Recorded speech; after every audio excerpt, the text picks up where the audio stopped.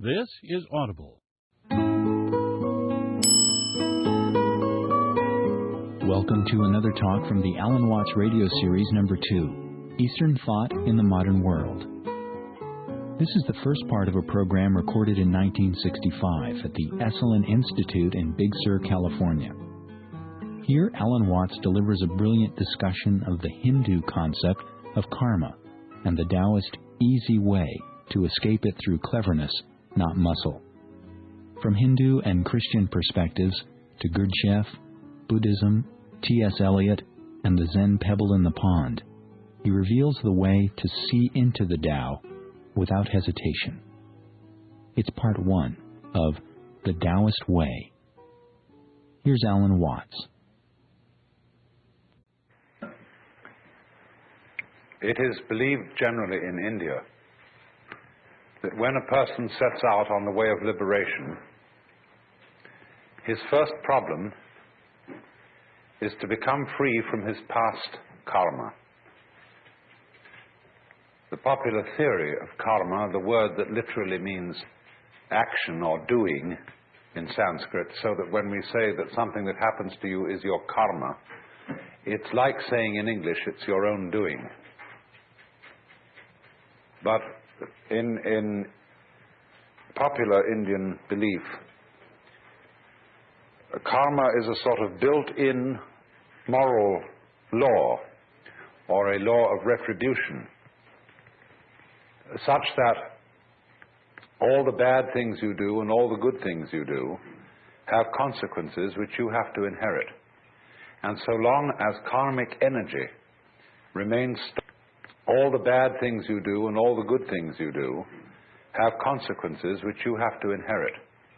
And so long as karmic energy remains stored up, you have to work it out. And what the sage endeavors to do is a kind of action which in Sanskrit is called nishkama karma. Nishkama means without passion or without attachment, karma, action.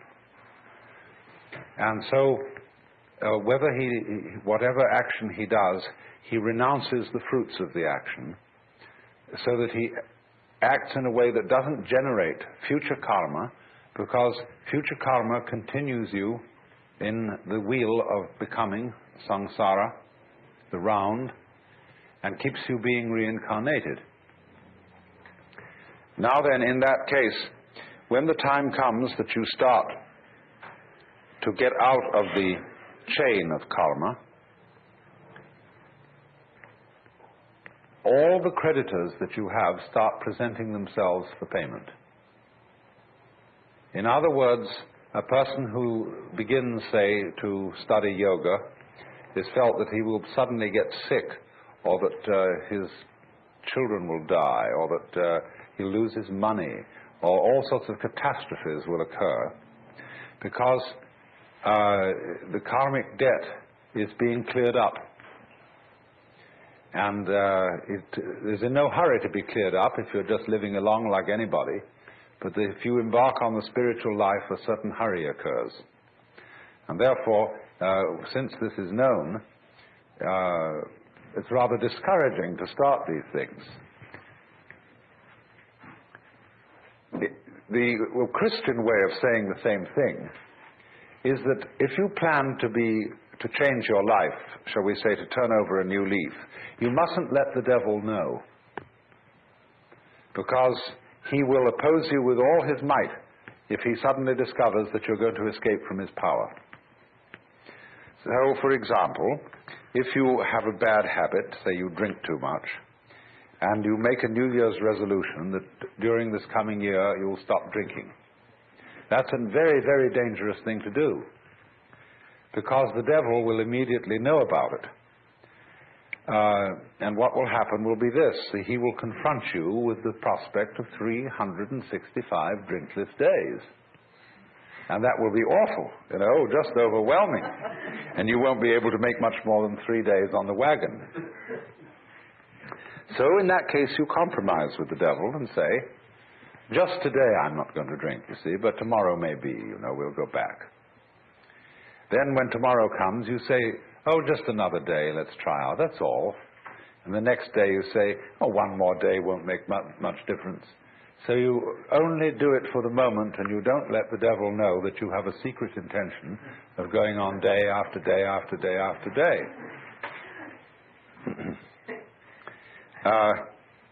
But of course, there's something still better than that. And that is not to let the devil know anything. And that means, of course, not to let yourself know. One of the many meanings of that saying, let not your left hand know what your right hand doeth, is just this. And that was why in Zen discipline, a great deal of it centers around acting without premeditation. As those of you know who read Herrigel's book, Zen in the Art of Archery, it was necessary to release the bowstring without first saying, now. There's a wonderful story, you may also have read, by a German writer, von Kleist, about a boxing match with a bear. The man can never defeat this bear because the bear always knows his plans in advance and is ready to deal with any situation. The only way to get through to the bear would be to hit the bear without having first intended to do so. That would catch him. And so this is one of the great, great problems in the spiritual life, or whatever you want to call it, is to be able to have intention and act simultaneous. By this means, you escape karma and you escape the devil. So, you might say that the Taoist is exemplary in this respect. That this is getting free from karma without making any previous announcement. Of simply, supposing we have a train and we want to unload the train of its freight cars, you can go to the back end and you can unload them one by one and shunt them into the siding. But the simplest of all ways of unloading is to uncouple between the engine and the first car, and that gets rid of the whole bunch at once. And it is in that sort of way, you see, that the Taoist gets rid of karma without challenging it. And so it has the reputation, you see, of being the easy way. There are all kinds of yogas and ways for people who want to be difficult. And one of the great gambits of a man like Gurdjieff was to make it all seem as difficult as possible, because that challenged the vanity of his students. If some teacher, some guru says, really, this isn't difficult at all, it's perfectly easy, some people will say, oh, he's not really the real thing. We want something tough and difficult, and when we see somebody starts out giving you a discipline that's very, very weird and rigid, people think, now there is the thing. That man means business. See? And so they flatter themselves by going to such a guy that they are serious students, whereas the other people are only dabblers and so on. All right, if you have to do it that way, that's the way you have to do it. But the Taoist is the kind of person who shows you the shortcut and shows you how to do it by intelligence rather than effort, because that's what it is. Taoism is in that sense what everybody is looking for. The easy way in, the shortcut, using cleverness instead of muscle. So the question naturally arises, isn't it cheating? When in any game somebody really starts using his intelligence, he will very likely be accused of cheating. And to draw the line between skill and cheating is a very difficult thing to do. You see, the inferior intelligence will always accuse the superior intelligence of cheating. That's its way of saving face. You beat me by means that weren't fair. We were originally having a contest to find out who had the strongest muscles. And you know, we were pushing against it like this. And this would prove who had the strongest muscles. But then you introduce some gimmick into it, some judo trick or something like that, you see, and you're not playing fair. So in the whole domain of ways of liberation, there are routes for the stupid people and routes for the intelligent people. And the latter are faster. This was perfectly clearly explained by Huineng, the sixth patriarch of Zen in China, in his sutra, where he says the difference between the gradual school and the sudden school is they both arrive at the same point, but the gradual is for slow-witted people and the sudden is for fast-witted people. Can you, in other words, find a way that sees into your own nature, that sees into the Tao immediately? And at the end of this morning's talk, I pointed out to you the immediate way, the way through now. When you know that this moment is the Tao, and this moment is considered by itself, without past and without future, eternal, neither coming into being nor going out of being, there is nirvana. And there is a whole Chinese philosophy of time based on this. It hasn't, to my knowledge, been very much discussed by Taoist writers. It's been more discussed by Buddhist writers.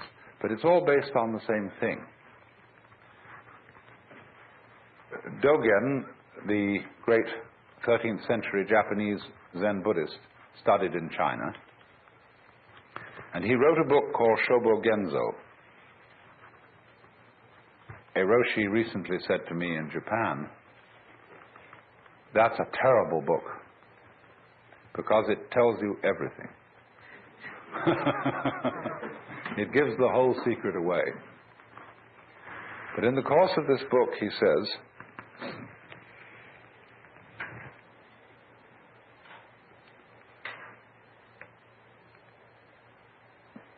there is no such thing as a progression in time. The spring does not become the summer.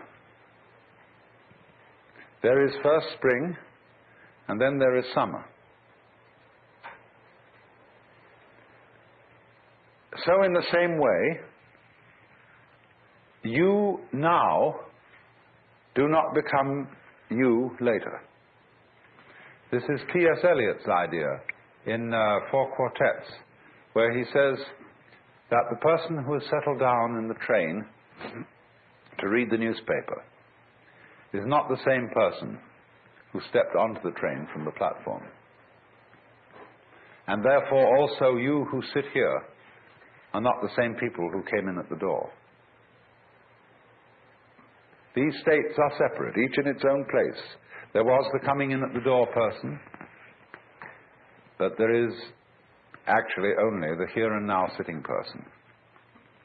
And the person sitting here and now is not the person who will die. Because we are all a constant flux. And the continuity of the person from past through present to future is as illusory in its own way as the upward movement of the red lines on a revolving barber pole. You know, it goes round and round and round, and the whole thing seems to be going up or going down, whichever the case may be. But actually nothing is going up or down. So when you throw a pebble into the pond and you make a concentric rings of waves, there is an illusion that the water is flowing outwards. And no water is flowing outwards at all. Water is only going up and down. What appears to move outward is the wave, not the water. So this kind of philosophical argument says that our seeming to go along in a course of time, it doesn't really happen. The Buddhists say suffering exists, but no one who suffers. Deeds exist, but no doers are found. A path there is, but no one who follows it.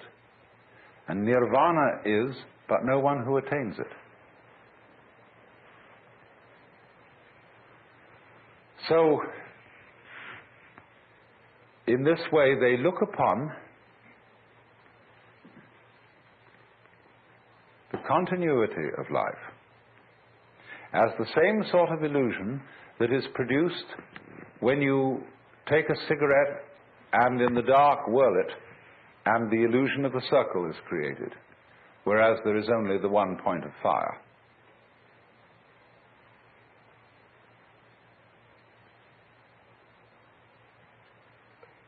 The argument then is, so long as you're in the present, there aren't any problems. The problems exist only when you allow presence to amalgamate. There's a way of putting this in Chinese, which is rather interesting. They have a very interesting sign, this. It's pronounced nyan. In Japanese, nen. And the top part of the character means now, and the bottom part means the mind-heart, the shin. And so this is, as it were, an instant of thought. In Sanskrit, they use this character as the equivalent for the Sanskrit word shana.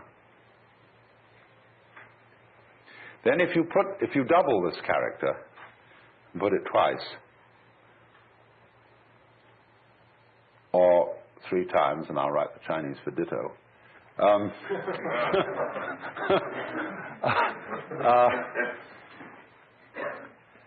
Nyan, nyan, nyan means thought after thought after thought. Now, the Zen master Joshu was once asked, what is the mind of a child? And he said, a ball in a mountain stream. What do you mean by a ball in a mountain stream? He said, thought after thought after thought with no block.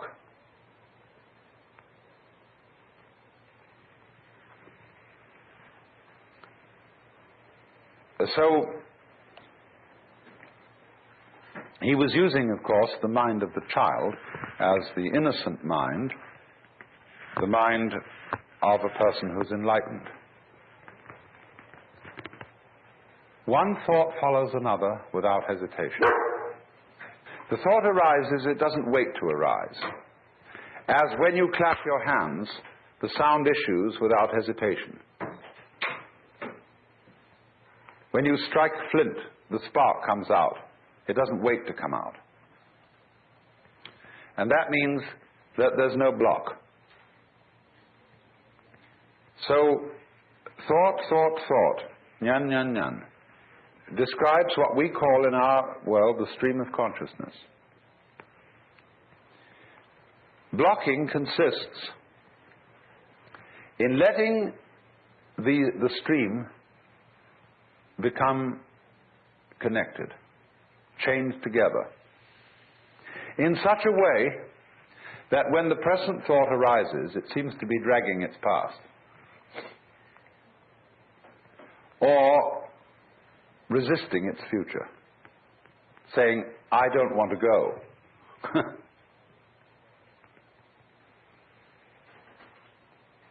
When then the connection, the dragging, it's better to call it, of these thoughts drops, you've broken the chain of karma. If you think of this in comparison with certain problems in music, it's very interesting. Because when we listen to music, we hear melody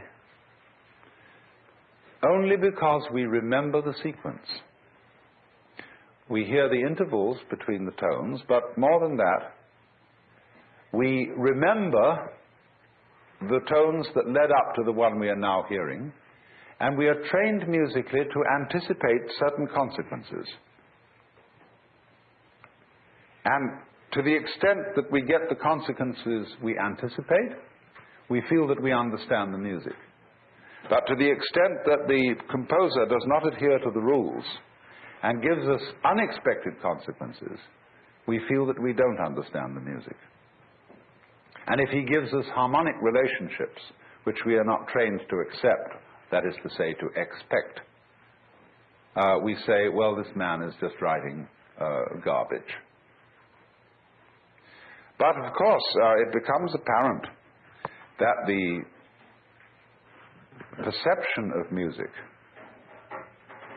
the ability to hear melody, will depend upon a relationship between past, present, and future sounds. And you might say, well, you're talking about a way of living that would be equivalent to listening to music with a tone-deaf mind. So that you would eliminate the melody and have only noise. And so in your Taoist way of life, you would eliminate all meaning and have only senseless present moments.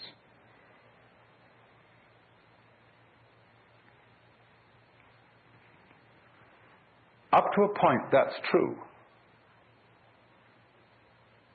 That is, in a way, what Buddhists also mean by seeing things in their suchness.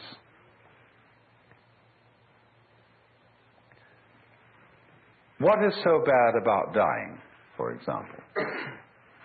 It's really no problem. When you die, you just drop dead. That's all there is to it. But what makes it a problem is that you're dragging a past.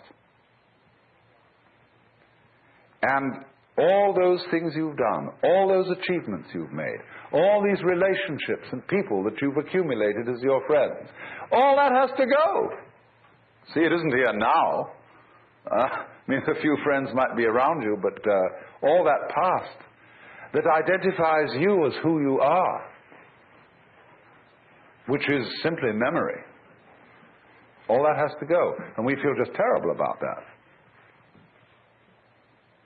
But if we didn't, if we were just dying, that's all, death wouldn't be a problem. So likewise, the chores of everyday life, they become intolerable. When everything ties together, all the past and the future, you feel it dragging at you every way. Supposing you wake up in the morning, and it's a lovely morning. Let's take today, right here and now. Here we are in this paradise of a place. Big Sur. And some of us have got to go to work on Monday. Is that a problem? For many people it is.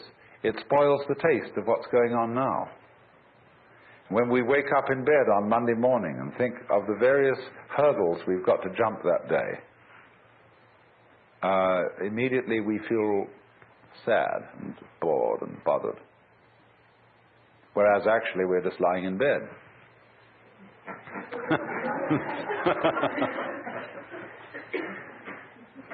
So the Taoist trick says, simply live now and there will be no problems. That's the meaning of the Zen saying, when you are hungry, eat. When you are tired, sleep. When you walk, walk. When you sit, sit. Rinzai, the great Tang Dynasty master, said,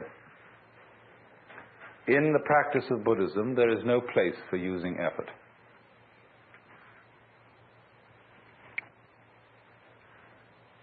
Sleep when you're tired, move your bowels, eat when you're hungry. That's all. The ignorant will laugh at me, but the wise will understand.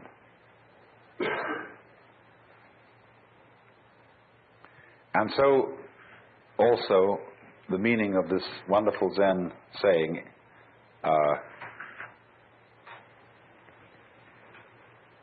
day, that's the character for the sun, day, that is,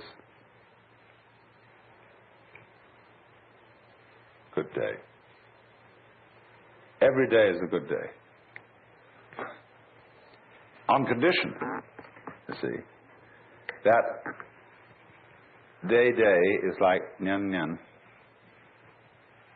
They come one after another, and yet there's only this one. You don't link them.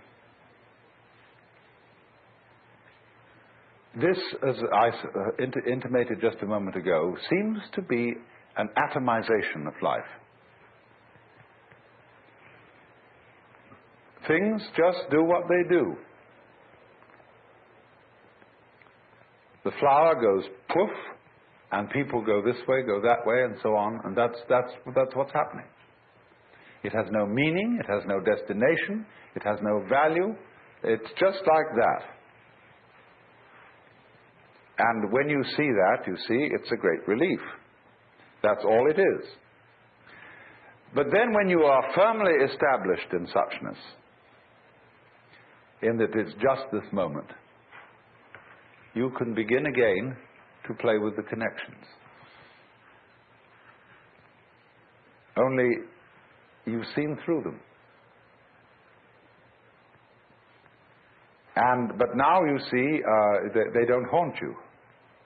Because you know that there isn't any continuous you running on from moment to moment, who originated at some time in the past and will die at some time in the future. All that's disappeared. So you can have enormous fun anticipating the future, remembering the past, and playing all kinds of continuities. This is the meaning of that famous Zen saying about mountains are mountains. To the naive man, mountains are mountains, waters are waters. To the intermediate student, mountains are no longer mountains, waters are no longer waters. In other words, they've all dissolved into the point instant, to the kshana. But for the fully perfected student, mountains are again mountains and waters are again waters.